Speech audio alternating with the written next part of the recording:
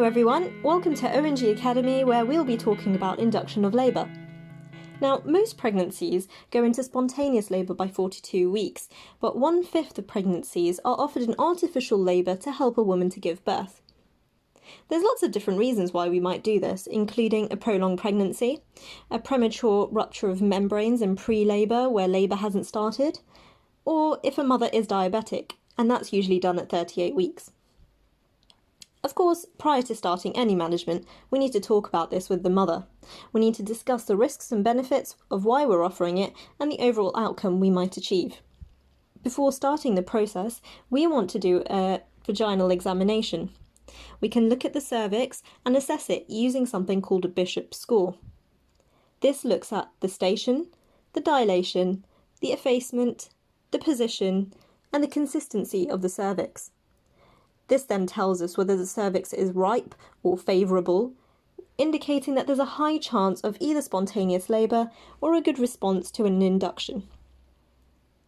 Then, at 40 to 41 weeks, we can offer a membrane sweep. This is where we put a finger through the cervix to separate the chorionic membrane and rupture the fluids. After this, we can induce a labour formally. We use a prostaglandin, a PGE2, usually dinoprostone. This is used either as a gel, a tablet, or a pessary into the vagina.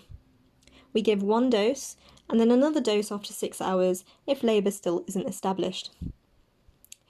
Some other methods include an oxytocin infusion. Now, as we mentioned before, none of this comes without risks. In some women, a condition called uterine hyperstimulation may occur, where a series of contractions, or too many contractions in a set time, happen. Uterine abruption is another often rare complication of induction, and should this occur, we want to deliver the baby by emergency caesarean section, because this can have a lot of adverse outcomes on both the mum and the baby. So to reduce these events, we want to make sure we're monitoring both our patients. For the baby, we want to look at the heart rate, and we can do this through a cardiotocogram. This indicates if the fetus is coping well with the induction of labour. It would also help us assess how much the mother is contracting. And as for the mother, we want to monitor her vital signs and make sure that she's doing well by communicating with her. Now, an induction is often more painful than spontaneous labour. In any labour, we want to make sure that we're offering adequate pain relief to our mother. And finally, if an induction of labour does fail, we can try again, or we can go for a C-section.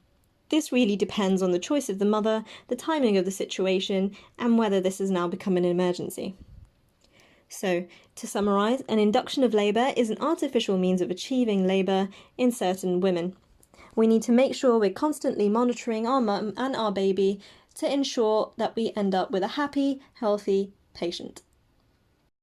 Thanks for joining us today. We hope that this helped you in a revision. Don't forget to like, share and subscribe to keep on top of your obs and gynae knowledge. See you next time.